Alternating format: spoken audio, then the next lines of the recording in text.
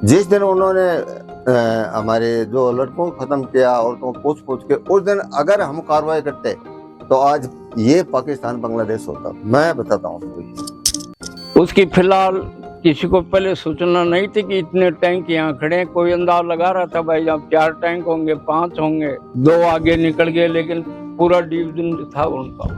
मैं तो ये कहूंगा कि अगर मौका था, पहली बात तो बहुत 9 टारगेट जो है इन्होंने डिस्ट्रॉयड किए हैं, ये बहुत बड़ी उपलब्धि है। अभी जैसे बता रहे हैं कि 12 टारगेट और हैं। अब मैं बुरा बुढ़ी को नहीं, मैं तो छोटी सीख रहा है। बोलो माँ इंस्ट्रूमेंट है ना, वो ही है। बोलो मारो थे तो गोलो, मैं गोलो मारो पेटन टूक का जो पांखड़ा सीधा कर दिया। पाकिस्तान की मैप हमारे पास, वार रूम बहुत बड़ा था जिसको किसी को पता नहीं कहाँ पर है वो। अच्छा, आप लोग घर पे लेटर लिखते थे? हाँ, तो वो पहले पढ़ते थे? पहले सन 70 में एक बहुत बड़ी बारिश, बहुत भयंकर, तो रोड ब्लॉक हो गया। जोशीमठ के नीचे एक भड़कटिया गांव था, ऊपर से पहाड़ टूटा तो गांव ही पूरा बह गया। उसके माँ बोलते बेटा देखो हम बूढ़े हो गए, हमारे बाल दौड़े हो रहे हैं, थोड़ा हमारा कण मानो। तो वो बोलते हैं दौड़ बार तो लल्टी क्या भी हो रही है, बैठ जाती है ना। वो क्या करती है, चमंडाइया को सिटी है जो ढार कर दी हो यार। और वो तो जो बने को चमंडा नाम बोल रहा ही कोनी। मैं सिटी एम्बल बन बतायो जो चमंडा सिटी है।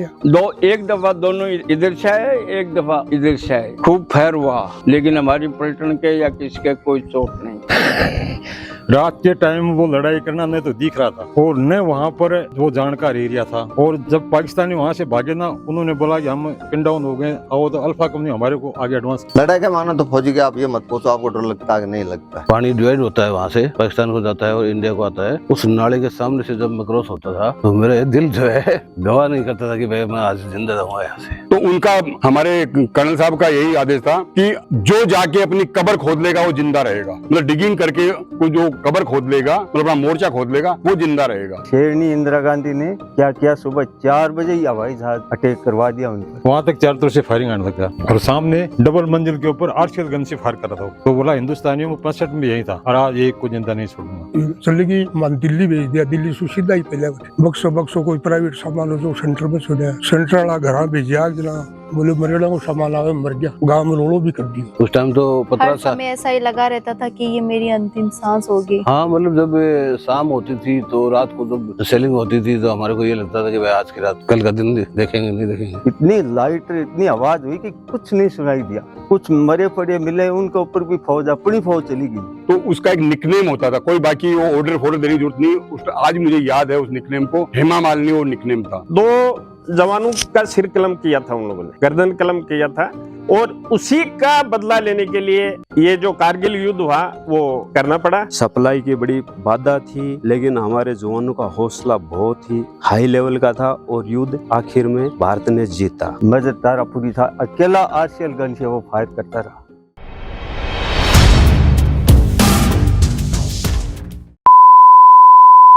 अपने साथ में कैप्टन गंगाधर पूनिया है। कैप्टन साहब, सबसे पहले तो मैं आपसे ये जानना चाहूंगी, जब पहलगांव की जो आतंकी हमला हुआ, जब आपने वो खबर सुनी तो पहली प्रतिक्रिया क्या थी? देखो, इस किस्म की जो भी प्रतिक्रिया है, इसे आदमी ने शांति पूर्वक फैसला लेना चाहिए। दूसरा, हम फौजी के नाते हमारा तो अलग ही विचार था, लेकिन प्रधानमंत्री देश के बहुत बड़े इंसान हैं, उनका विचार हमारे भिन्न है। हम तो यही चाहते थे कि उनको समय नहीं दिया जाए कि न उनके पाकिस्तान पर हमला किया जाए, क्यों उन्होंने ऐसा काम किया था। जैसे आपको पूछा, आपका हस्बैंड आपके साथ है, आपसे पूछा कि क्या नाम, आपने कहा मेरा नाम रुचिका है, धर्म हिंदू। आपका हस्बैंड के गोली आपके सामने मारी। जैसे एक लड़के, एक लेफ्टिनेंट साहब है जिसके साथ ओनली 7 डेज उनकी मैरिज हुई, वो बैठी बैठी रो रही है उसके सामने, उसका हालात क्या होती है। ये ऐसा वक्त होता है जो आदमी अपने सद्बुद्धि भी खो बैठता है, मानते हैं ना। और देश की जो युवा पीढ़ी है, और फिर जो बहनें हैं, माताएं हैं, उनकी बीबियां हैं, उनका सभी यही सोचा, आओ सोचता बदला लो। उनका तो क्या डू एंड डाई, उनका सोच तो यही था एक्चुअली में, है। लेकिन इस बात पर मैं जोर न देते हुए यही कर रहा हूँ कि जो हमारे बड़े आदमी हैं, जैसे खासकर जो हमारे देश के प्रधानमंत्री हैं, गृह मंत्री हैं, जैसे रक्षा मंत्री है, उनका सोच थोड़ा हमारे से अटके, क्योंकि कई ऐसे बातें हो जो इंटरनेशनल प्रभाव भी होता है उन पर। बिल्कुल। उनके विषय में भी सोच करना पड़ता है, उनसे बातचीत भी करनी पड़ती है, उनसे राय भी लेनी पड़ती है। बहुत बातें हैं जो हम कर नहीं सकते। तो मेरे सोच के हिसाब से उन्होंने जो कुछ किया है बहुत ही सोच विचार के किया है, बहुत ही प्यारा। सबसे जो अहम बात मैं ये बताता हूँ, उन्होंने जो मानव जाति के वो बचा करके ने जो कार्रवाई की है उन्होंने ऑपरेशन सिंदूर की, ये बहुत एक ऊंचे सतरी बात है। आप एक लेडी है, आपको जाता चक्कू मार दिया, उसका क्या मानना है? मानते हैं आप? अरे मारो तो उसको जो कुछ कर रहा है ना। तो हमारे देश के राजा जो प्रधानमंत्री जी, उन्होंने जो सोच विचार करके ने हमारी सेना को जो आदेश दिया है ना, बहुत प्यारा आदेश दिया है।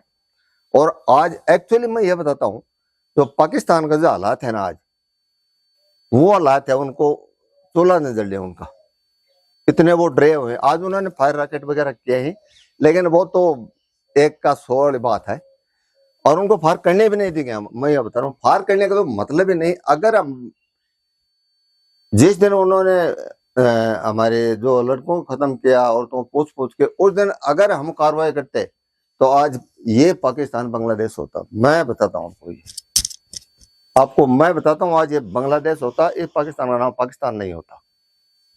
पावर हमारे पास, सामान बहुत कुछ है हमारे पास, लेकिन हमारे बड़े आदमी ने सोच विचार करके उनका अलग सोच था, उनका अलग विचार था, और फिर उन्होंने जिसे राय ली है दुनिया के अंदर जो विल वाली कंट्री है उनसे उन्हें बातचीत करी। अफसर हमसे मैं कुछ करता हूँ, जब कुछ मुझे सपोर्ट की भी जरूरत पड़ती है, मदद की भी जरूरत है। अकेला आदमी अकेला चढ़ा पहाड़ को नहीं फोड़ता।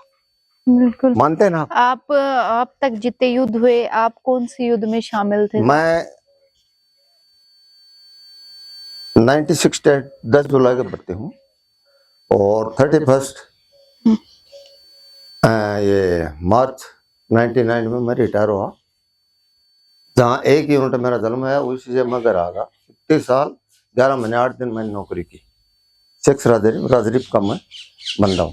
71 ऑपरेशन मैंने तंगदार 104 ब्रिगेड 19 ड्यू के अंदर लड़ी। हमारे ब्रिगेड का नाम चटनी ब्रिगेड भी बोलते थे। तंगदार साहब आप लोगों में से कोई रिया तो आप रहे ना, तंगदार, उसका नाम चटनी ब्रिगेड इसलिए एक ही, जिसको अपना कालम गेली समझते हैं ना आप, सिंगल रास्ता लो गेली, केवल एक सिंगल आदमी जाए तो वहां केवल और केवल वो ही है, बाकी कोई भी जाने आने का सोर्स नहीं है पे। हम बिल्कुल फ्रंट एरिया में थे। हम जहाँ भी थे 1948 के अंदर पेरू सिंह मेरी यूनिट का है, परमवीर चक्र जिसके पास है पेरू सिंह 1948 के अंदर उसको मिला था ना, वो मेरी यूनिट का है। वहाँ 71 में ऑपरेशन वहीं थे, जहाँ उसने मिला था वहीं थे। बिल्कुल हमारे संतरी और वहाँ लेडीज है ना, वहाँ उनका संतरी और पूरे और हटकर और बंकर थे, उनके अंदर रहते थे। बातचीत में अंदर एक दूसरा लम्हा आराम से सुनते थे। वो हमारी यूनिट के अंदर 2 कास्ट थी, जाट और राजपूत। जहां हमारी यूनिट जाती, हमारे सामने पाक आर्मी पठान बटालियन लेती, मार्शल के सामने गए मार्शल ही करते। तो पठान एक्चुअली मेरे विचार से, या फिर जो हमारे जो अरेस्ट कैदी होते उनके साथ भी वो गलत व्यवहार नहीं करते थे। बाकी मन नहीं कहते, अब कहते हैं जो ये तेली खटीक थे ना, तागा बेचने, इन्होंने हमारे सैनिकों के जो अरेस्ट वगैरह कैदी हो गए थे उनके साथ बहुत बुरा बर्ताव करते थे, बहुत बुरा बर्ताव करते थे। लेकिन पठान नहीं करते थे। वो कहते यार देश के लिए तुम लड़ रहे, देश के लिए हम लड़ रहे, कोई बात नहीं, ऐसे ही बोलते थे वो। तो मेरा युवा पीढ़ी से यही कहना है कि देश सेवा है या कोई भी सेवा है, सोच विचार के, और दूसरा जो शांति है ना, शांति का फल हमेशा मीठा है। कार्रवाई करे सोच विचार के ही करें, मानते हैं ना? सोच, ये मेरा भी सोच है और युवा पीढ़ी को मेरा संदेश है। दूसरा, युवा पीढ़ी को आज के समय के अंदर जो कुछ बहुत बच्चे गलत कार्रवाई कर रहे हैं, इसे इनको हट जाना चाहिए। ये अपनी लाइफ खराब कर रहे हैं भाई, कुछ भी नहीं है। आपको मैं बता दें कि रावण से तो शक्तिशाली दुनिया में कुछ नहीं था, आखिर उसकी मृत्यु हुई। क्यों? वो गलत था, धर्म के साथ नहीं था, धर्म की नीति से हटके था ना वो। है तो बहुत आज आप तो अभी 24 घंटे इसी सिलसिले में रहते हैं। जैसे कल बिरोल के अंदर ये केस हुआ, कोई केस में केस था, इसको मानते हैं ना आप? हैं? नहीं। मत तो यही मेरा कहना है कि ऐसा युवा पीढ़ी है ना, शांति रखनी चाहिए, बड़ों की कदर करनी चाहिए। दूसरा, इन्होंने धर्म के रास्ते और अच्छे मार्ग को अपनाना चाहिए। जो गलत रास्ते के बच्चे जा रहे हैं ना, वह अपनी जिंदगी को मतलब गड्ढे में डालने या जिंदगी को बर्बाद कर रहे हैं। जो आप बता रहे हैं गलत रास्ते पे जा रहे हैं, तो पेरेंट्स भी देखेंगे वीडियो, बड़े बुजुर्ग भी देखेंगे, तो उन्हें किस तरह से आप राय देंगे? आज के वक्त के अंदर जो बच्चे हैं, माता पिता के थोड़े कम कंट्रोल में।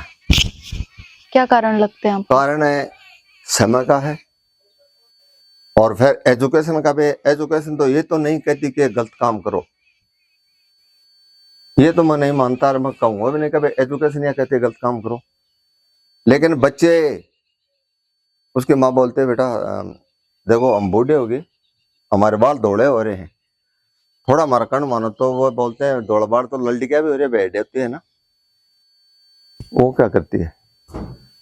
फिर बोलते हैं यार तुमने पाला पोसा है, तो बोलिए जंगल के अंदर पेड़ पौधे होंगे, कौन पालता है? आजकल के बच्चे मतलब एंटी टॉकिंग ज्यादा करते हैं, गलत जवाब ज्यादा देते हैं।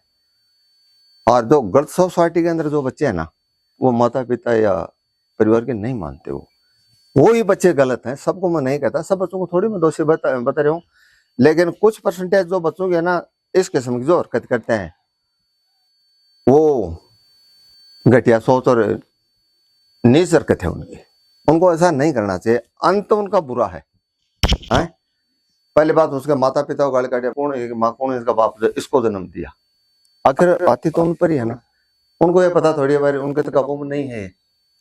तो बाकी युवा पीढ़ी ये बात नहीं है, युवा पीढ़ी बहुत अच्छे अच्छे बच्चे हैं, बहुत है। अभी आज के वक्त में आप देखो ना, 71 के अंदर मेरे एक टेलीग्राम आ गया था, गांव में टेलीग्राम पढ़ने वाला नहीं था। आज मेरे बच्चे इंग्लिश में जबान पोत्या है, वो टेलीग्राम कौन पढ़ेगा? तो टेलीग्राम है, मैं थोड़ा लास्ट में फंस गया था, कटअप हो गया पोस्ट के ऊपर, कट तो डाक वगैरह बंद हो गई हमारी। 104 ब्रिगेड में मैं बिल्कुल फ्रंट में 3 बटालियन में राजनीति और 9-6, तो 9-6 को लास्ट में आप लोगों ने तो नहीं सुनी होगी। साहब कब का पढ़ते हैं, क्या कहती का हो ऐसा बात सकती है कहे को नहीं। तो कौन है वो साहब? आप हो?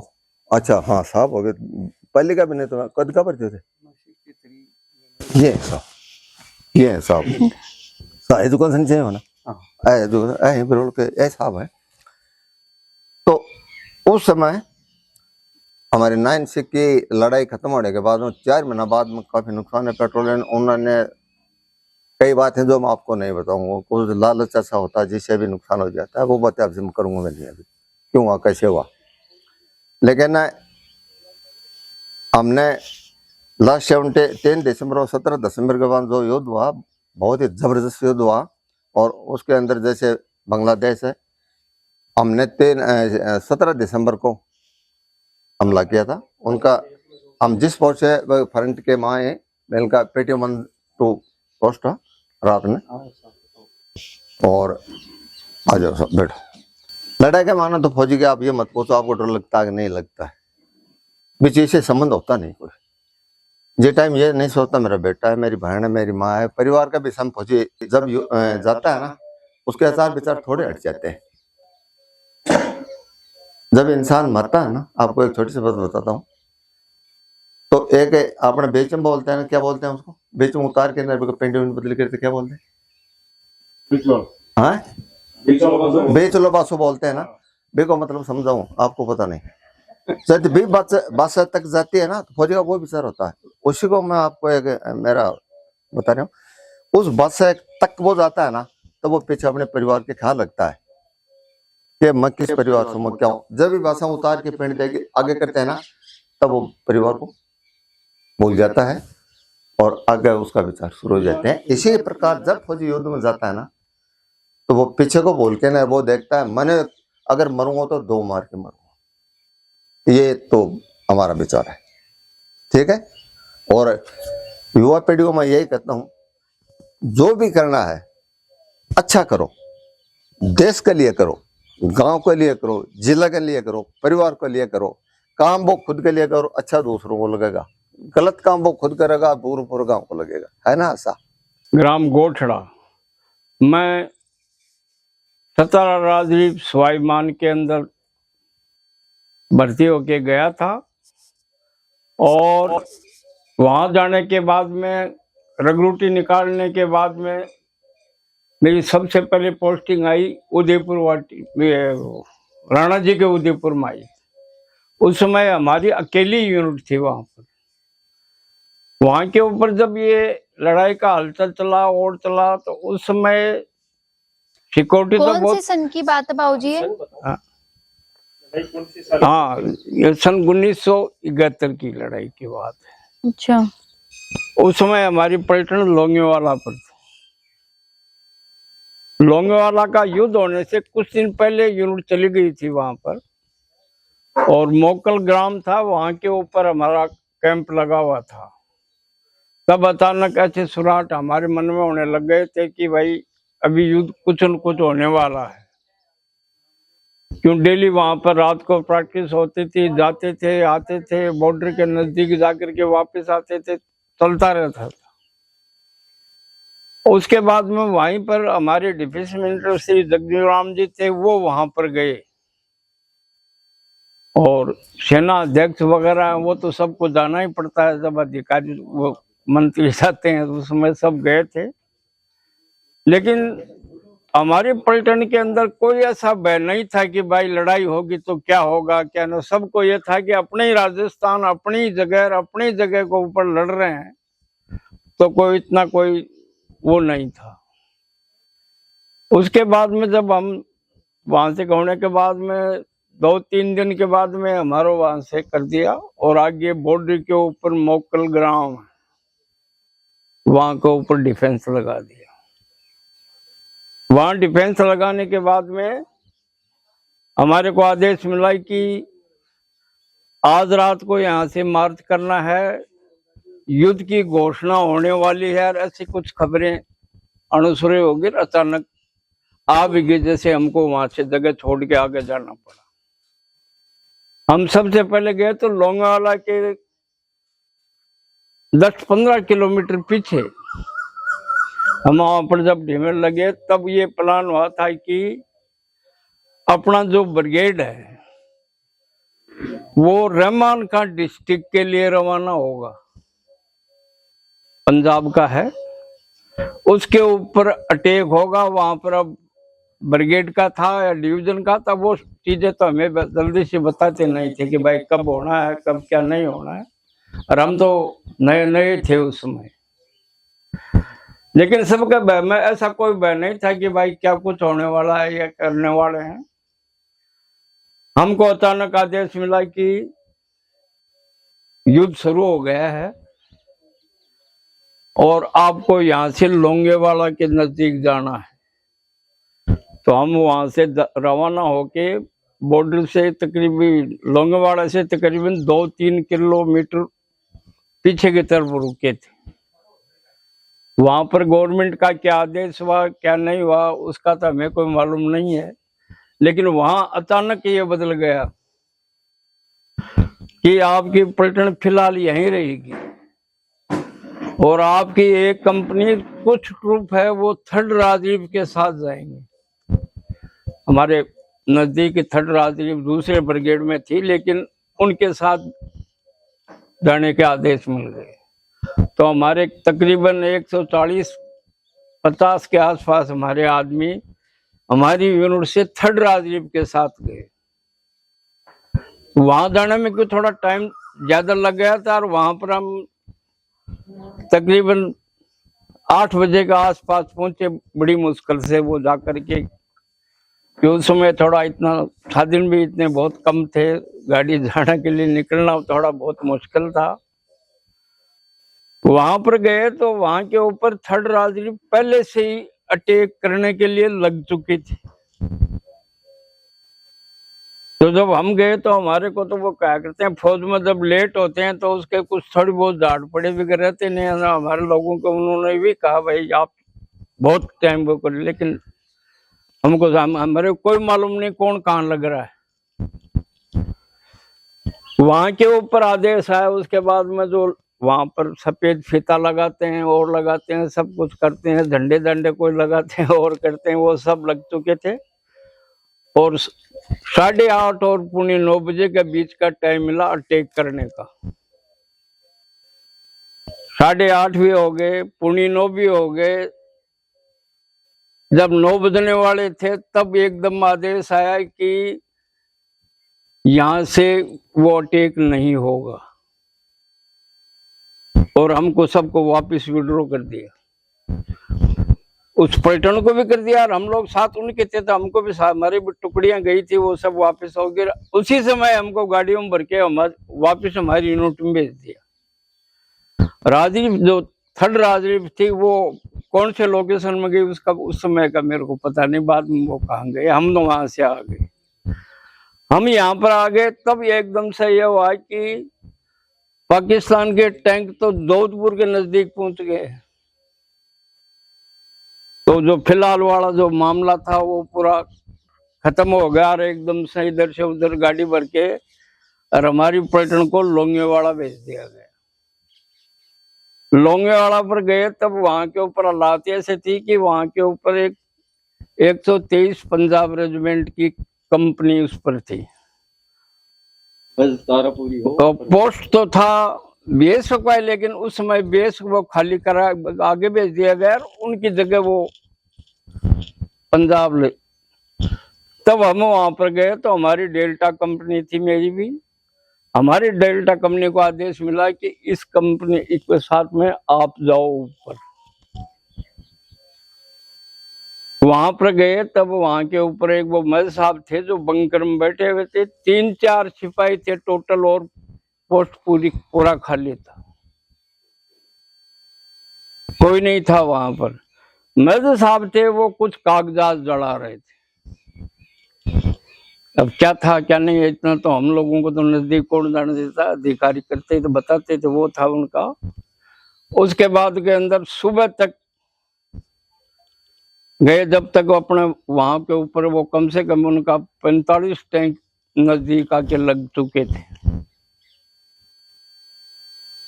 उसकी फिलहाल किसी को पहले सूचना नहीं थी कि इतने टैंक यहाँ खड़े हैं। कोई अंदाज लगा रहा था भाई यहाँ 4 टैंक होंगे, 5 होंगे, 2 आगे निकल गए, लेकिन पूरा डिवीजन था उनका।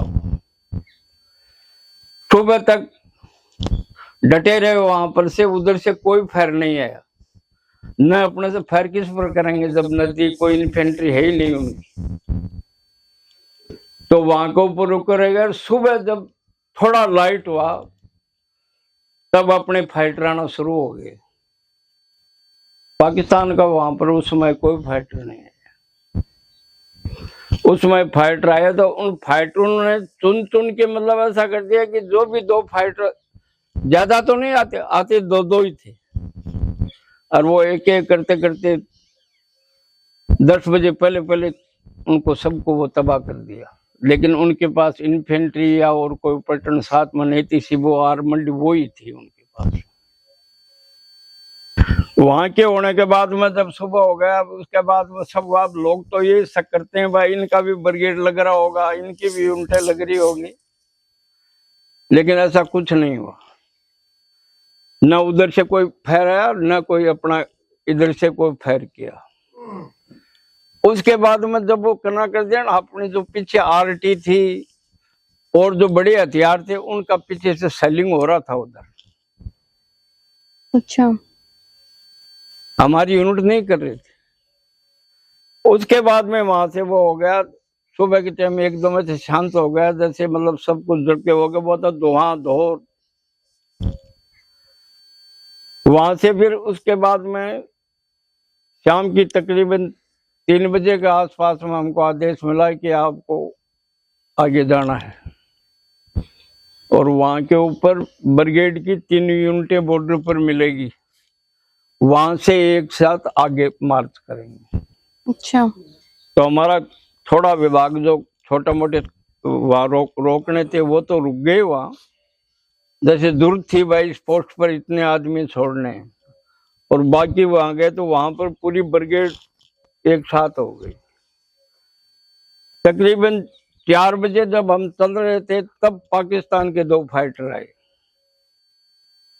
और वो फाइटर सिर्फ कोई बम्बारमेंट और कुछ नहीं किया, सिर्फ गोलियां चलाई, जो गोली का बर्स्ट मारते हैं ना, एक दफा दोनों इधर से आए, एक दफा इधर से आए, खूब फायर हुआ, लेकिन हमारी पलटन के या किसके कोई चोट नहीं है। उसके बाद में वो वहां से हो गए। उसके बाद के माने शाम तक चलते रहे, लेकिन कोई,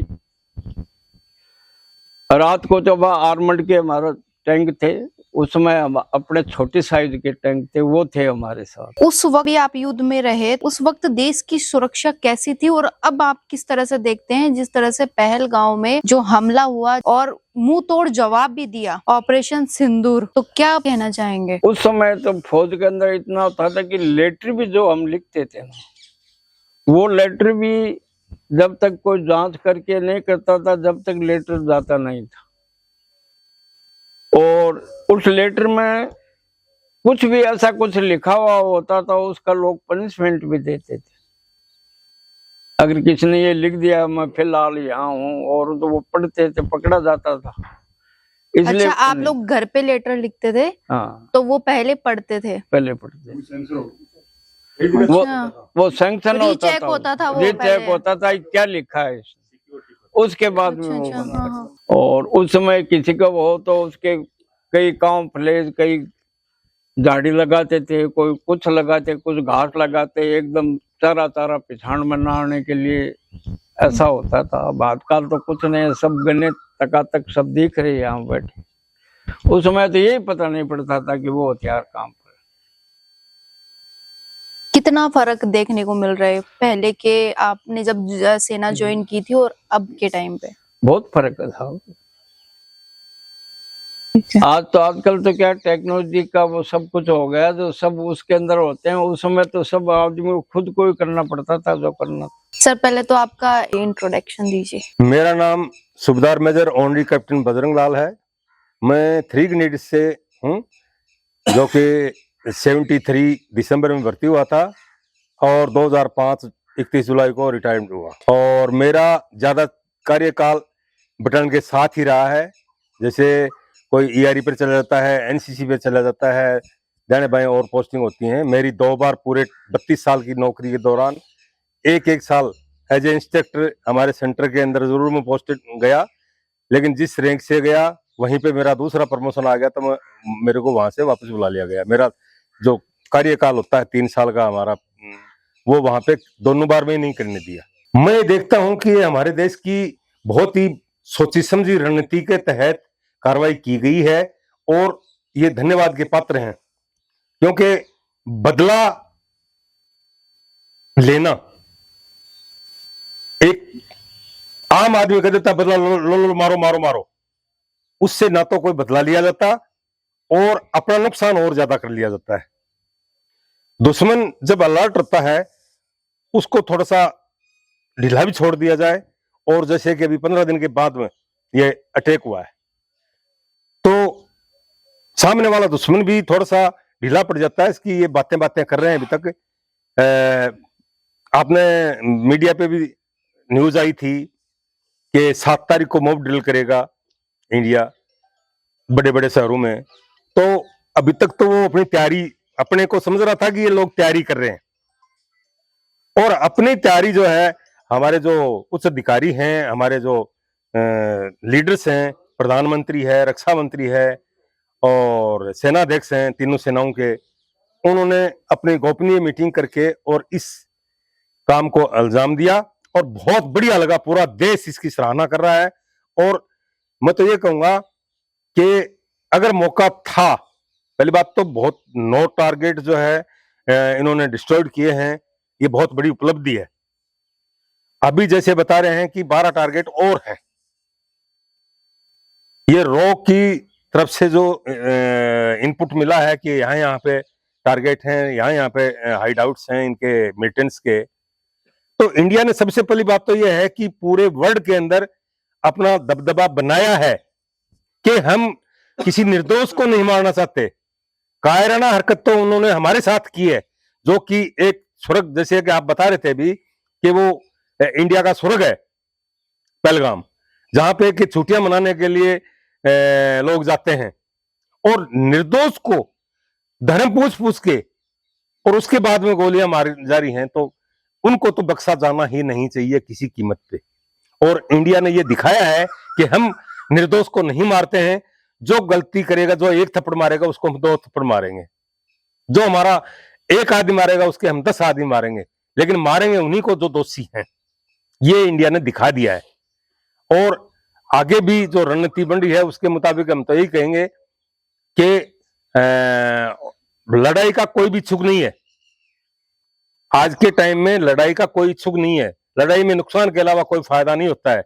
लेकिन सामने वाला दुश्मन अगर हमारे को बार बार टॉर्चर कर रहा है और हमारा नुकसान करने की कोशिश कर रहा है, तो उसको बख्शना भी नहीं चाहिए, चाहे उसके एवज में हमारे को जितना मर्जी नुकसान उठाना पड़ जाए, लेकिन उसको बख्शना भी नहीं चाहिए।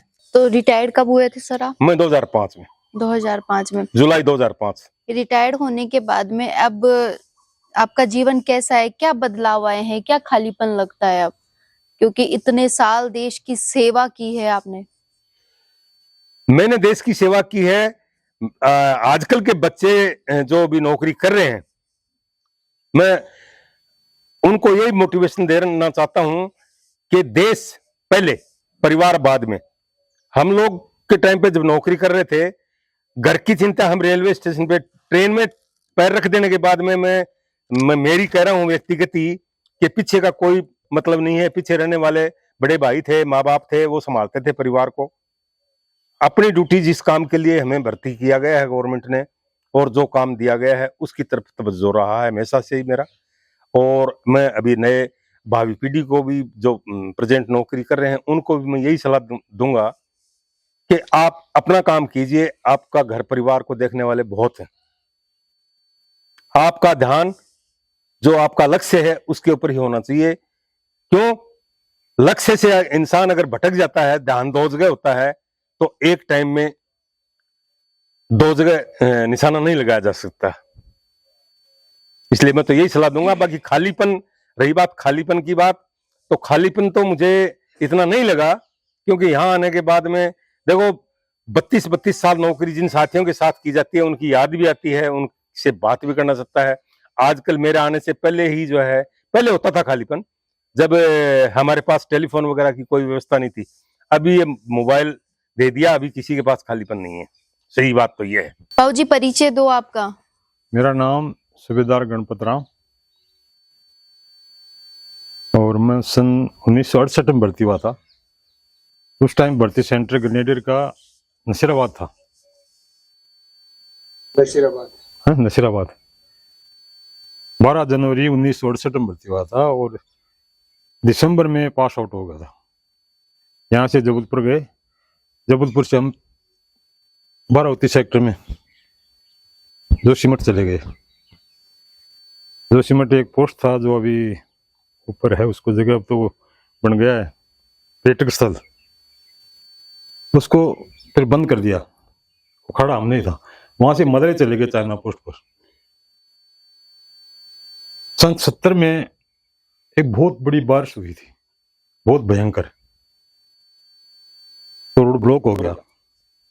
जोशीमठ के नीचे एक भड़कटिया गांव था, ऊपर से पहाड़ टूटा तो गांव ही पूरा बह गया। तो ऐसे ही पैदल जा करके राशन पानी पहुंचाते थे, और वहां से ही फिर मूवमेंट होगा। पूरी पलटन पैदल ही निकली वहां से, साधन वगैरह साथ में लोगों की सेवा भी करी वहां हाँ, पे। सेवा भी करी। वो घरों पर जाके संभाला। वो गांव में तो शाम को जाके देखा हमने, कुछ वहां पर रियर था हमारा। पलटन तो मलारी चली गई थी, चाइना बोर्ड के नजदीक पड़ता है वो। एक पार्ट टूटा, वो गांव बह गया। एक पत्थर रुका दे, एक बच्चा मिली वहां जिंदा। और उस टाइम बहुत सी गाड़ियां आई थी, जहाँ ऋषिकेश और हरिद्वार के पास में जाल लगा करके लाशों को रोका था पानी के अंदर। रोड वो लेगा था पहाड़ उसको, 30-35 गाड़ियां गई थी। ये तो खैर लड़ाई की बात नहीं, वो पहले ही बता रहा हूँ। वहां से पिथौरागढ़ चले गए पैदल, रसन पानी पैदल घूम, फिर रोड बनी जब और पानी हमारा सामान आया था। वहां से थोड़ा दिन हम रहे, फिर बरेली चले गए। उस साल 70 में कोई 10-15 मूवमेंट किया पलटन ने, और लास्ट में घूमते घूमते बल बिस्तर के नीचे रस्सी रही 70 में। 71 में, हाँ बता रहा हूँ 71 में आ रहा हूँ अभी तो। वहां से घूमते घूमते हम पूरी बता रहा हूँ, ये बता रहे हैं कहाँ कहाँ रहे। 71 से आगे नहीं जाऊंगा, 71 तक बताऊंगा। वहां से बंगाल में चले गए, वहां ये आतंकवादियों को जितने में वो 71 बड़ा वो हो गया, चुनाव हो गया पाकिस्तान का और उधर वो अत्याचार शुरू हो गया। मुजीब रहमान को कैद कर लिया, इधर सेना भेज दी। इधर की सेना थी उधर पाकिस्तान में बुला ली। तो वहां पर शरणार्थी कैंप खुल के भाग भाग करके बांग्लादेशी आने लगे, और काफी संख्या में शरणार्थी कैंप खुल गए। बहुत से बंगाली आए थे नजदीक, हाथीपाड़ा, सिलीगुड़ी इधर।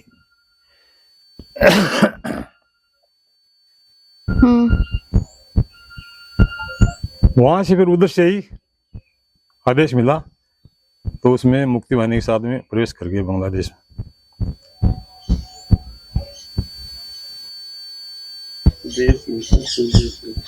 हाँ, उस टाइम बंगाली था वो, पश्चिमी पूरी पाकिस्तान था वो। हाँ, मुक्ति वाहिनी देश में थे हम। मुक्ति वाहिनी तो वो थे जो वहाँ के थे ना, स्टूडेंट वगैरह, वो कॉलेज के लड़के, वो उनको मुक्ति वाहिनी बनाया था। वहां से वहां पर रहे कुछ दिन, आगे उनके नजदीक पहुंच गई पलटन, और नदियों को भी किश्तियों वगैरह से पास किया वहां पर। और उनके पोस्टों से जो डिफेंस था ना, उसके थोड़ी दूर जाकर के डिप्लो हो गए, काफी दूर में। ये सन 70 के लास्ट की बात है।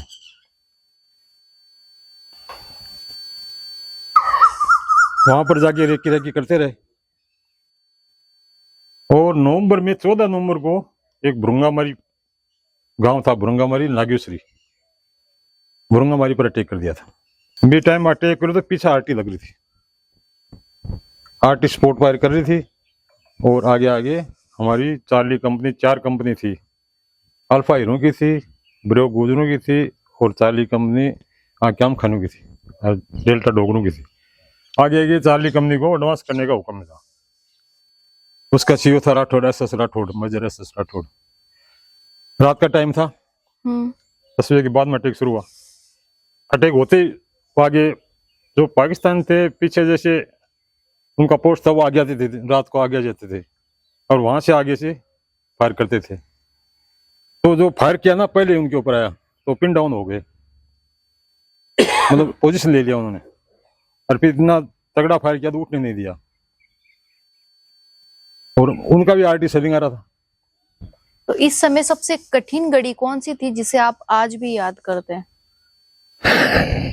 रात के टाइम वो लड़ाई करना नहीं तो दिख रहा था, और न वहां पर जो जानकार एरिया था। और जब पाकिस्तानी वहां से भागे ना, उन्होंने बोला कि हम पिन डाउन हो गए, आओ, तो अल्फा कंपनी हमारे को आगे एडवांस किया, तो उनका कंपनी कमांडर हमारे साथ हो गया। अच्छा। और जो इन्फेंट्री की बात बता रहा हूँ, इन्फेंट्री को असली वो पता चलता है लड़ाई का। इतनी दूर जाकर के फायर करना पड़ता था, आगे जहाँ कंपनी फायर आ गया, पिन डाउन हो गए, सेलिंग हो गया, वहां पर बम्बारमेंट हो गया। एक हौलदार था अंदर, नाम मऊ से आया था, वो मेरे को साथ ले जाता था। मेरे पास जीएफ ग्रेनेड फेंकने वाली राइफल थी, वो 2 इंच मोटर लेके जाता था। जैसे वहां से फायर आया, उसकी सिधाई लेके अंदाजे से फायर करते थे, और वहां से वो बंद होता था, फिर आगे एडवांस करती थी कंपनी। तो बहुत बुरा है लड़ाई का। पर लड़ाई में जो घबरा गया ना, घबराना नहीं चाहिए, होना है वो होके रहेगा। घबरा जाता है आदमी, कोई घबरा भी जाता है, कोई जरूरी नहीं है कि सभी का दिल एक जैसा होता है।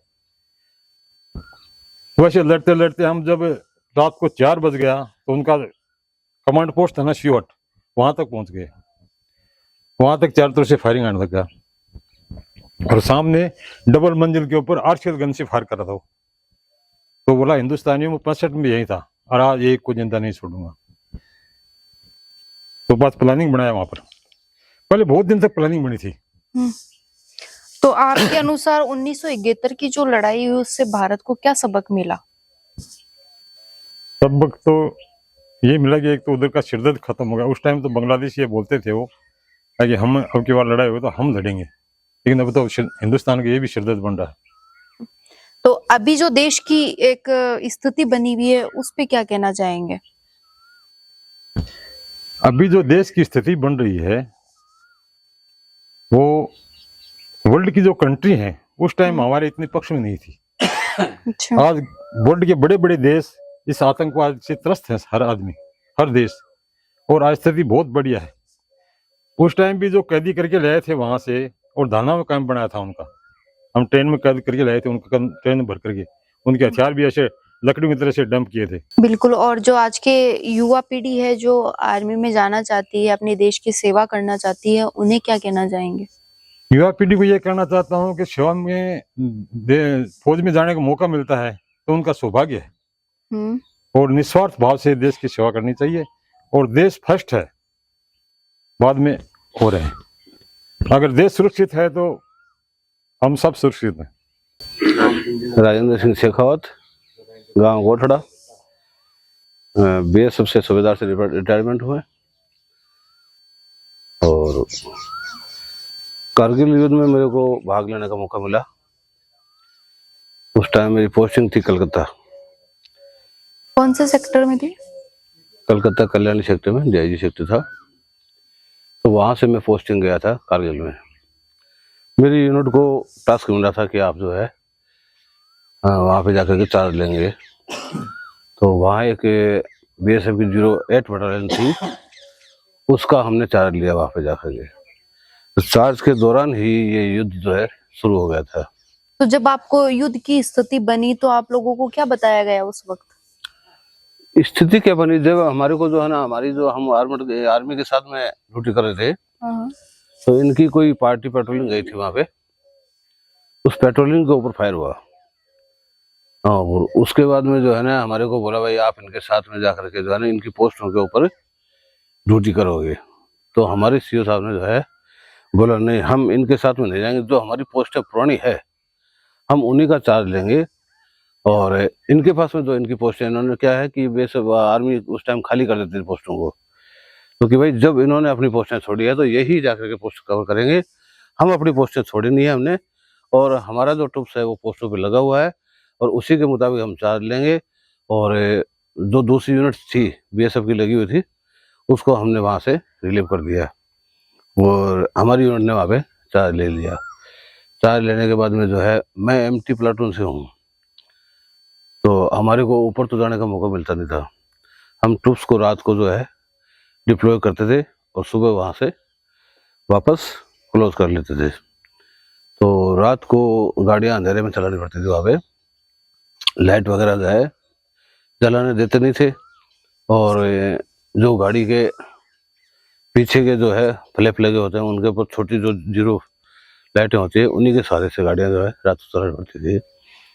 बाकी वहाँ उस टाइम में सभी को ये था कि भाई आज हमारी जिंदगी है, कल क्या पता होगी कि नहीं होगी।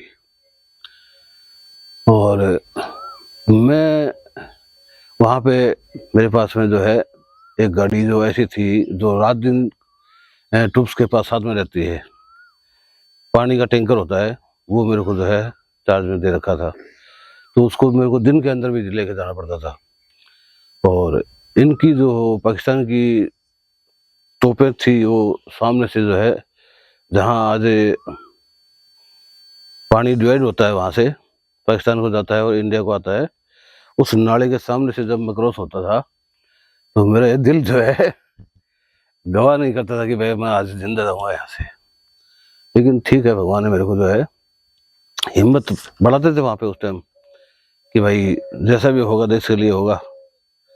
और हमने वहाँ पे जो है खूब होशियारी से और जो है अपनी टैक्टिस से काम करके आज हम आप लोगों के सामने बैठे हैं और देश की सेवा हमने की है। बाकी हमें वहाँ पे जो है ऐसा जो कुछ होता है वो तो लड़ाई के दौरान सबको पता है क्या होता है। जो भी मरते हैं तो वो एमटी को ही लाना पड़ता है, तो उसको आगे ले जाना पड़ता है, उनको छोड़ना पड़ता है। वो तो हमारा काम था, वो तो हमने किया। बाकी उसके बाद में जब लड़ाई बंद हो गई, बाद में हमने जो है नीचे वहाँ का जो हमने सन चढ़ाया था उसको हमने वापस नीचे उतारा है और बर्फ के अंदर गाड़ियाँ चलाई है। उसके बाद में फिर मैंने जो है बालटाल के अंदर अमरनाथ यात्रा में सेवा दी। कारगिल युद्ध में जब आप युद्ध में थे तो परिवार से संपर्क हुए? नहीं, उस टाइम संपर्क होने का तो मतलब ही नहीं था। उस टाइम तो ये कोई टेक्नोलॉजी नहीं थी ना, ऐसा कोई मोबाइल का काम था नहीं वहाँ पे। उस टाइम तो हर 15 साल समय ऐसा ही लगा रहता था कि ये मेरी अंतिम सांस होगी। हाँ, मतलब जब शाम होती थी तो रात को जब सेलिंग होती थी तो हमारे को ये लगता था कि भाई आज की रात, कल का दिन देखेंगे नहीं देखेंगे। बिल्कुल। और जो अभी हमला हुआ, अभी जो देश की स्थिति बनी हुई है पहलगाम को लेकर, और मुंह तोड़ जवाब भी दिया है ऑपरेशन सिंदूर नाम रखकर। बढ़िया बात है। इसके अंदर हमारे को भी गर्व है कि हमारी जो आज प्रधानमंत्री वगैरह जो लगे हैं आजकल के जो बैठे हैं, उनका अच्छा निर्णय है ये, जिससे उनको मुंह तोड़ जवाब मिल रहा है और हमारे सैनिकों को भी नुकसान नहीं हो रहा है। उस टाइम के अंदर हमारे को लड़ते हम जरूर थे, लेकिन हुक्म जो है उतना वो खुला हुक्म नहीं था। एक राउंड का जवाब देना पड़ता था। आज वो नहीं है। आज जवानों को खुला हुक्म है, कितना भी राउंड जाए, कितना भी कुछ करे, अगर एक गोली आती है तो आप 10 गोली से जवाब दे सकते हो। पिछले सालों में जो युद्ध हुए तब सैनिकों पर अटैक हुआ था और इस बार आम नागरिक पर अटैक हुआ है। वो वहां के जो उग्रवादी जो आदमी आते हैं वो ऐसा माहौल बनाते हैं कि जिससे जो है वहां जो पब्लिक आती जाती है वो भय खाए, और भय खाने से जो है वहां का माहौल खराब हो। माहौल खराब होने से जो है जनता भयभीत हो जाती है और उनका अधिकार वहां पे जो है जमा रहता है कि भाई उग्रवादी आ जाएंगे, सबको मार देंगे, ये कर देंगे, वो कर देंगे। बाकी फौज वहां पे लगा दी जाती है, फिर भी जो है ना जनता को ये विश्वास नहीं होता है कि हम सुरक्षित आ जाएंगे वहां से। और भारत ने जो जवाबी कार्रवाई दी है, जो परिणाम आए हैं, क्या लगता है इससे आतंकवादी डरेंगे? इस परिणाम से तो आतंकवादी डरेंगे जब उनके जो है ना जो भी ट्रेनिंग सेंटर हैं वो बर्बाद हो गए हैं, उनकी जो नफरी है वो कमजोर पड़ जाएगी, उनके हथियार जो है बर्बाद हो गए हैं, उनका जो राशन पानी है वो बर्बाद हो गया है, उससे भयभीत तो होंगे। पहलगाम में भी मैं अमरनाथ यात्रा में रहा हूँ। तो उस वक्त भी जब आपने पहलगाम में ड्यूटी दी तो उस दौरान भी कुछ ऐसी स्थिति बनी थी? नहीं, उग्रवाद तो था उस टाइम, लेकिन हम सुरक्षा करते थे ना। जो हमारे यात्री जाते थे उनके हम सुरक्षा के लिए सुबह ही तैनात हो जाते थे और तो रात उस वक्त आप बता रहे हैं जैसे कि सुरक्षा करते थे, तो इस वक्त क्या कमी लगी आपको जब आपने पहलगाम की ये खबर सुनी? क्या सुरक्षा कम है? अभी सुरक्षा का ये हुआ कि जब से ये 370 धारा टूट गई ना और वहां का जो है माहौल अच्छा माहौल बन गया था, तो सबको ये हो गया भाई अभी उग्रवाद जो है यहाँ का खत्म हो चुका है भी तो थोड़ा छोटा मोटा हो सकता है। उस विश्वास के ऊपर जो है ये काम हो गया। बाकी अगर ये विश्वास नहीं होता ना और फोर्स के मतलब फोर्स वहां पे तैनात रहती और यात्री जाते आते तो ऐसे नहीं हो सकता था, लेकिन फोर्स को वहां से जो है हटा दिया गया है और जो है टूरिस्ट आराम से इधर उधर, अभी ऐसा कोई माहौल नहीं है।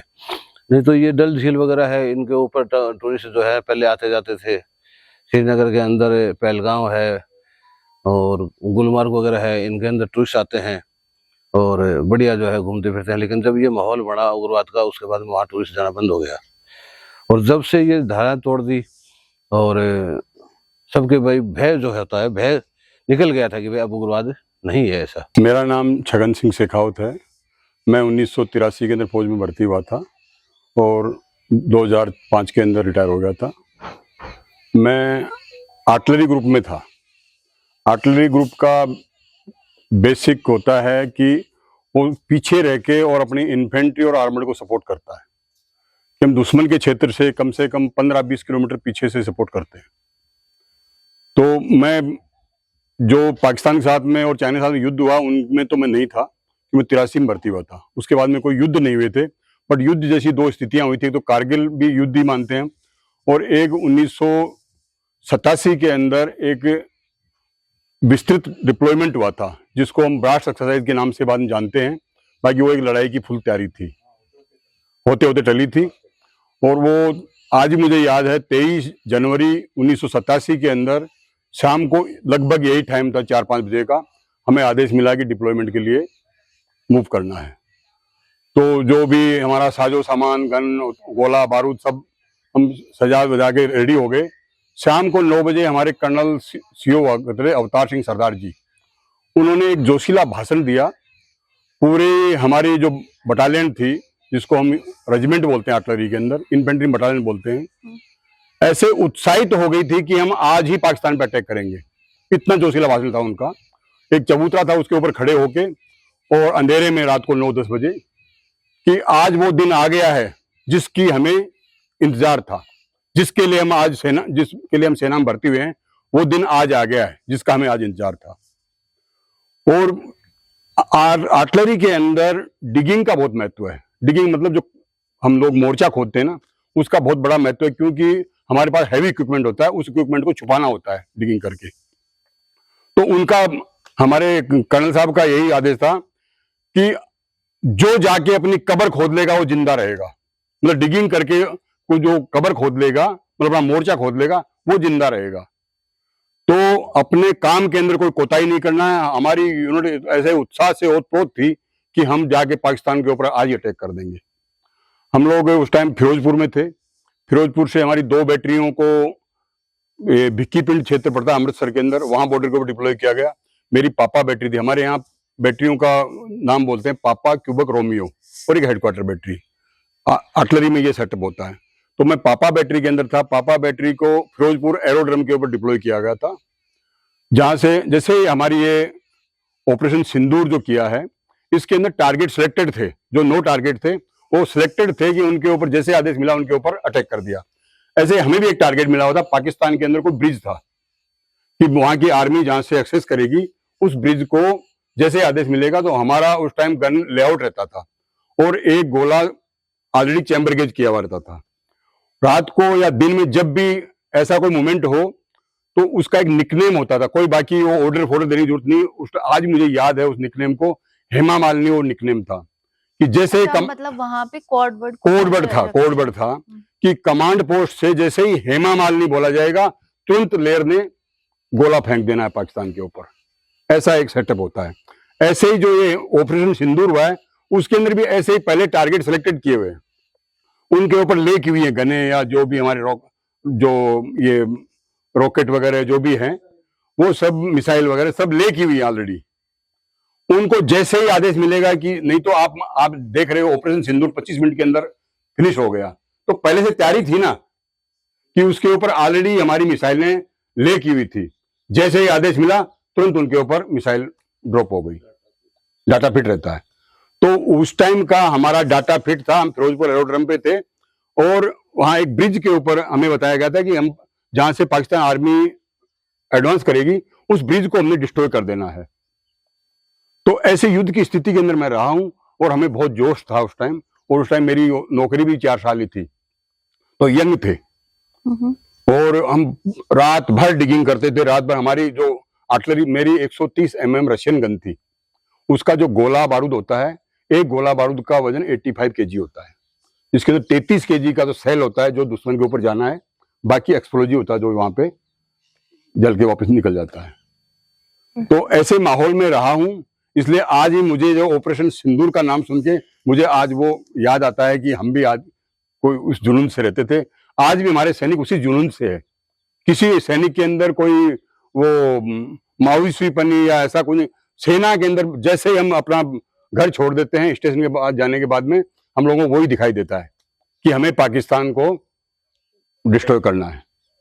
तो ऐसा माहौल हमारी सेना के अंदर है। मैं आपको ये जानकारी देने के लिए बता रहा हूँ कि मैं सेना का नाम आते ही सर, सेना का नाम आते ही जुनून आ जाता है, सभी में आ जाता है। घर परिवार सब भूल जाते हैं। हमें वो दिखाई वही देता है और उसी के अंदर इंटरेस्ट रहता है कि घर परिवार वो संभालने वाले हैं ना, घर परिवार सुरक्षित है जब हम वहां सीमा को सुरक्षित रखें, तो घर परिवार ऑटोमेटिक सुरक्षित है। आज भी हमारे सैनिकों को मैं संदेश देना चाहता हूँ कि घर परिवार सब सुरक्षित हैं। घर परिवार में बड़े बुजुर्ग परिवार, समाज, गवर्नमेंट सब हैं।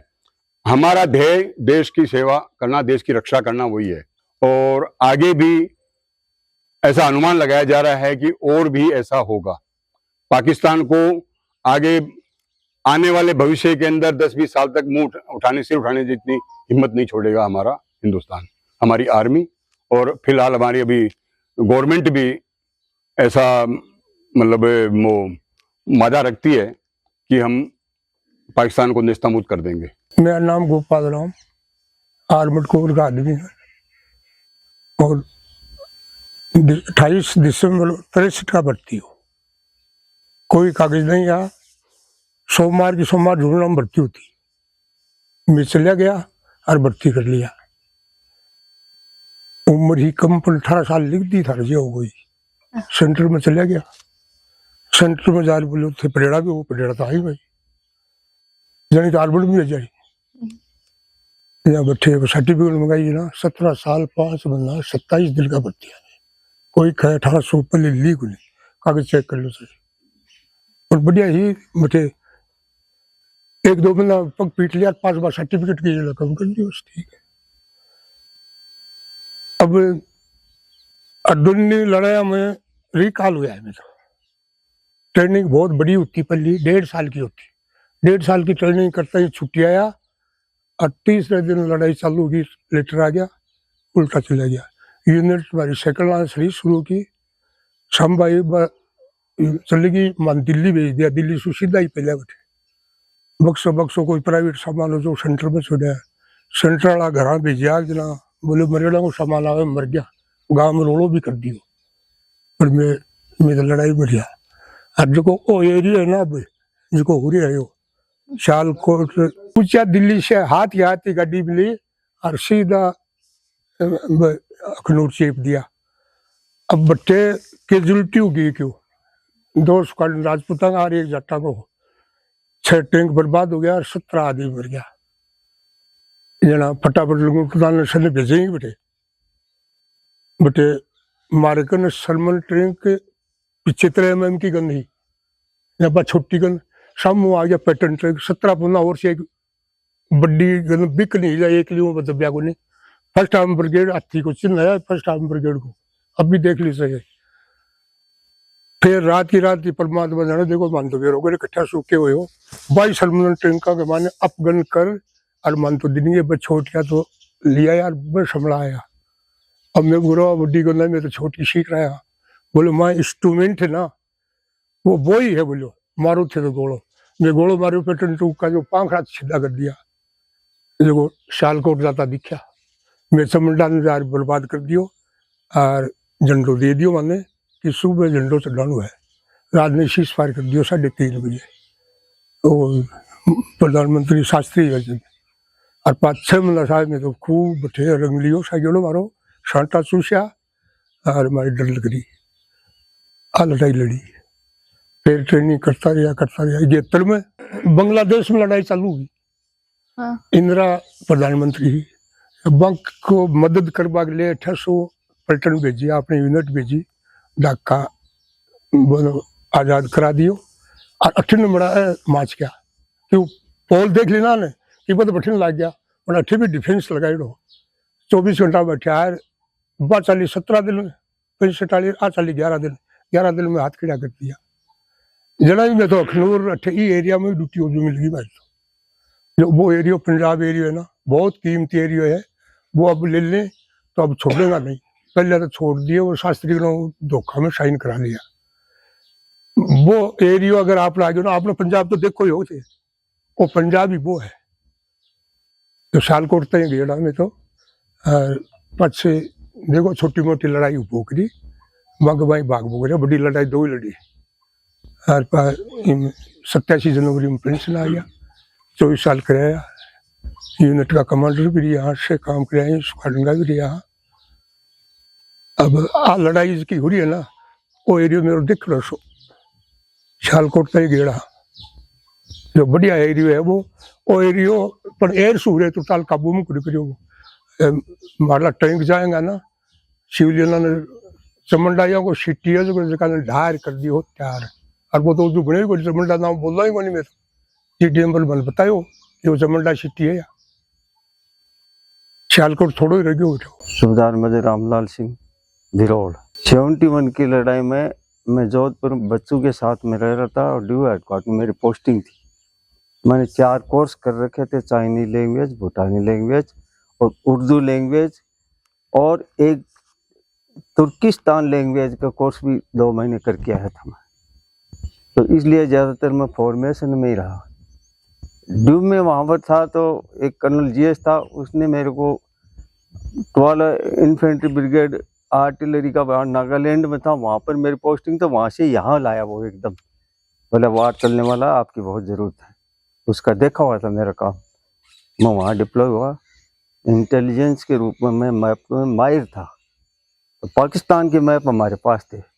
वार रूम बहुत बड़ा था जिसको किसी को पता नहीं कहाँ पर है वो। हमारी भी ड्रेस चेंज होती थी, अंदर की ड्रेस दूसरी, बाहर आती दूसरी। अच्छा, ड्रेस एकदम चेंज, हम किसी से बात नहीं कर सकते थे। उसके बाद में क्या हुआ, अचानक फैमिलीज को 1 महीने पहले डिस्पैच करना पड़ा विदाउट मेरी, सिंगली अंधेरे में। और हमको टर्न आउट के पास में माता का है, वहाँ पर वो वार रूम था, वहाँ पर इंटेलिजेंस के साथ में वार रूम में लगा दिया। बोले आप यहाँ रहोगे। जनरल खम्बाटा साहब थे, उसको हम गाइड करते थे। तो उसकी प्लानिंग थी, हम लोग जैसे साहब ने अभी बताया कि बाउंड टैंक उनके लोंगे वाले की तरफ से आ गए थे। वहाँ पर 11 जवान थे पंजाब रेजिमेंट के, वो बच्चे थे आपकी तरह, घबरा कर भाग गए जब गोला वगैरह छूटना शुरू हुआ। मेजर तारापुरी था, अकेला आरसीएल गन से वो फायर करता रहा और वो 11 जवान भाग गए। उनको 13 कुमाऊं ने रोक लिया, अरेस्ट कर लिया। खम्बाटा को पता लग गया, बोला अभी क्या होगा। सब कर्नल्स को बुलाया, ब्रिगेडियर्स को बुलाया, बोला 10 पैरा कमांडो को भवानी सिंह जी दिया कुमारी के पिताजी थे, लेफ्टिनेंट कर्नल, वो वार रूम में आए तो पूछा, हमको भी पूछा कहाँ के रहने वाले। शाबाश, हमारे साथ चलो गए, क्योंकि मेरे को लैंग्वेज आती थी उर्दू, तो मैं पाकिस्तानियों में मिलता जुलता था, कश्मीर में सीखी थी, सब भाषा एकदम बोल लेता था उनकी। तो बोला आपको ड्रेस वगैरह सब चेंज करेंगे, गाड़ी वाड़ी सब लगा के हमारे साथ चलना पड़ेगा। छोकरा पाक एक गांव था जो मतलब ज्यादातर हिंदू थे। रात को हमको 17-18 तारीख को वहां पर 10 पैरा कमांडो पूरा को लगा दिया। वहाँ बोला इस गांव पर कब्जा करोगे, रात को, सुबह तक करना है आपने। हम मेरे को बोला आप जा करके घर में जाओ। तो मेरे साथ 4-5 जवान चले गए। हमने बात की, राजपूतों का घर था। बोले आओ साहब, हमने उनको पैसे वैसे दिए, वो भाई देखो हम ऐसे ऐसे है। बोला बिल्कुल ठीक। इनको हमारा टास्क था पीछे से गोली चलाना, आगे वो थे। इतने में मैसेज मिला कि आप तो गुर्गे हो। पूरा डिवीजन अरेस्ट हो गया, अनाउंसमेंट हो गया, हथियार डाल दो। हमने सोचा हम तो पाकिस्तान में हैं, और वो तो वहाँ तो गिर गया पूरा डिवीजन ही। रामगढ़ जंक्शन पर आगे थे वो बाउंड टैंक। लेकिन शेरनी इंदिरा गांधी ने क्या किया, सुबह 4 बजे ही हवाई जहाज अटैक करवा दिया उन पर। खम्बाटा साहब बोले घबराना नहीं, लास्ट गोली तक लड़ेंगे हम। सबको वायरलेस शहर था हमारे पास, बोला लड़ते रहो, अम्निशन खत्म नहीं होता तब तक लड़ो, और फिर बैनेट से लड़ो, लेकिन अरेस्ट नहीं होना है। सुबह 4 बजे मैडम इतनी भयंकर हवाई जहाज आई कि उन टैंकों को रुला दिया, सबको राख कर दिया उनका। ये उनकी पॉलिसी थी इंदिरा की। बोला 4 बजे तक रोको, उसके बाद में हम हवाई जहाज भेजते हैं, सब ठीक कर दो। अब यहाँ पर पॉलिसी लेफ्टिनेंट कर्नल इसकी 13 पैरा कमांडो को भवानी सिंह थे, दिया कुमारी के पिताजी, उसने वार रूम में आकर के और खम्बाटा साहब को सजेशन दिया कि सिविल गाड़ी सब लगा दो, रात को 18 तारीख को पूरा बॉर्डर पर लगा दो, और उनकी आवाज़ फुल लाइट खोल करके अटैक करवा दो। हम तो आगे थे, इंटेलिजेंस के साथ में था मैं उनकी ड्रेस वगैरह सब चेंज थे, हमारे भाषा वो बोल रहे थे, हमको छुपा रखा था वहाँ। शाम को हम लोग चलते थे वहां पर, पूरी पलटन थी 10 पैरा कमांडो, पीछे से उनको मारने के लिए। उनके आगे हम चले गए, पीछे आगे उनकी फौज, पीछे हम। पाकिस्तान में लड़ाई तो उन्होंने कब्जा कर लिया 10 पैरा कमांडो ने पूरे को, मार मूर करके। और यहाँ पर अरेस्ट तो वही नहीं, सुबह तक मर गए सब। भवानी सिंह ने शाम को ही 10 बजे पूरे सिविल ट्रक लगा करके आवाज फुल खोल दी, फुल लाइट, धां धां, कुछ नहीं पता लगा। आर्टिलरी, एयरफोर्स सब लगा दिया, गए बम गिरे, खाली स्थान पड़ा सब। हम भी साथ हो गए, सुबह तक लाहौर के नजदीक चले गए। इतनी लाइट, इतनी आवाज हुई कि कुछ नहीं सुनाई दिया। कुछ मरे पड़े मिले, उनके ऊपर भी फौज, अपनी फौज चली गई, सेना मिली ही नहीं उनकी, खाली स्थान पड़ा था पूरा। 2 महीने तक वहां रहे, खूब आनंद से रहे, कोई तकलीफ नहीं हमारे को। लेकिन ये समझौता क्योंकि ये इसलिए किया क्योंकि सम सेक्टर में अपनी सेना जो है दब गई थी वहां, इसलिए ये सेक्टर खोलना पड़ा अचानक। नहीं तो पॉलिसी ये थी इसको रोकना सिर्फ, लेकिन वो सम सेक्टर दब गया, इसलिए यहाँ पर खम्बाटा ने ये सेक्टर पूरा कब्जे कर लिया। ये हुआ। मेरा नाम नथु सिंह है, मैं थर्ड राजरीफ से था। 1971 के अंदर थर्ड राजरीफ नसीराबाद में थी। 16 अक्टूबर 71 को नसीराबाद से पलटन चल के और टनोट गई। टनोट से राइट साइड के अंदर किशनगढ़ है, वहां पर जाकर के हमारी पलटन ने वहां पर डिप्लॉय हो गई। उसके बाद में वहीं पर रुके और 4 दिसंबर को अटैक मारा। हमारा एक आदमी शहीद हो गया, हवलदार दयानंद जी, उनको वीर चक्र से सम्मानित किया गया। और टनोट के अंदर बम्बारमेंट हुआ जो कि उसकी बाउंड्री में थी, उस पड़ा बम, वो फटा नहीं, उनको बाद में डिस्प्ले किया गया। सूबेदार मेजर मामचंद दूत कोलसिया, मैं मेडिकल कोर में था। कारगिल का प्रैक्टिकल मैंने थोड़ा सा अनुभव है। मैं उस टाइम ले में हॉस्पिटल में था। तो पाकिस्तान ने हमेशा कायरानी हरकतें की हैं। उस टाइम या आज भी होगा, कारगिल में जो अपनी ऊपर पोस्ट हैं, उन पोस्टों में एक कंडीशन है कि सर्दी के टाइम, जैसे नवंबर में दोनों साइड की जो भी सेनाएं हैं वो डाउन हो जाती हैं, क्योंकि उस टाइम क्लाइमेट बहुत ही ठंडा हो जाता है, और अप्रैल में जाके वापस अपनी पोस्ट पे कब्जा करते हैं।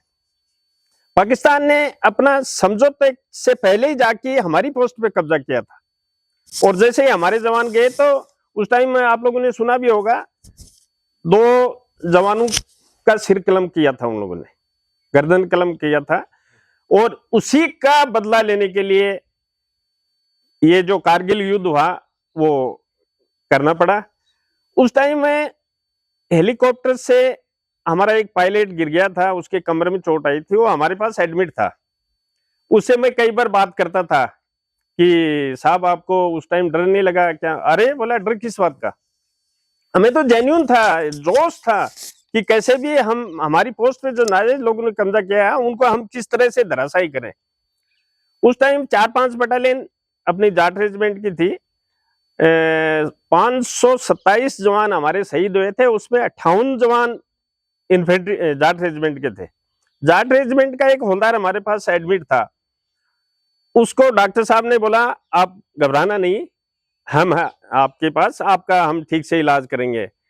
उस जवान ने बोला मुझे घबराने की बात मत बताओ, आप मेरे पांव में गोली लगी है वो निकाल दो, मैं उसको मार के आऊंगा फिर इलाज करवाऊंगा। तो ये होता है उसमें जोश। और जैसे आप देखते हैं कि लड़ाई में जब जाते हैं तो इन्फेंट्री का सीओ और ये सब मोटिवेट करते हैं, उसके साथ साथ पंडित जी होते हैं, हर यूनिट में पंडित होता है, और वो सबको तिलक करके सबको जोश दिलाता है कि गोली छाती पे खाना, पीठ पे नहीं खाना। और हमारा इन्फेंट्री इस तरह से है कि एक एक जवान भी अगर है तो शायद हाथ खड़े नहीं करेगा वो। ये हमारे जवानों में जोश होता है। इसीलिए तो दूसरी कंट्रियां भी बोलती हैं कि हिंदुस्तान का अगर सैनिक हमें मिल जाए तो हम सब पे कब्जा कर लेंगे। तो और पहले जो उस टाइम हमारे पास टेक्नोलॉजी बहुत कम थी, सभी के पास था ये अभाव। आज टेक्नोलॉजी खूब है, फाइनेंशियली भी काफी जो है हमारी सेना सशक्त है। और ये जो हरकत की है, जो पहले से भी इन लोगों ने कायराना हरकतें की हैं, अभी जो हरकत की है ये महिला के सामने ही उसका सिंदूर उजाड़ना, मतलब आदमी को उसका धर्म पूछ के मार देना, ये इतनी बड़ी हरकत बहुत ही बुज़दिल कायर लोगों की है। तो ये इस युद्ध को सिंदूर नाम देना और वो भी एक महिला से उनकी जो है पोस्ट उजाड़ना, ये बहुत ही बड़ी उपलब्धि है हमारे देश को। और हम चाहते हैं कि जो हमारा डेली जो लॉस हो रहा है J&K में, हमारा एक एक करके न जो लॉस हो रहा है उसको खत्म करके एक साथ ही जो भी होगा उसको फाइनल करना चाहिए।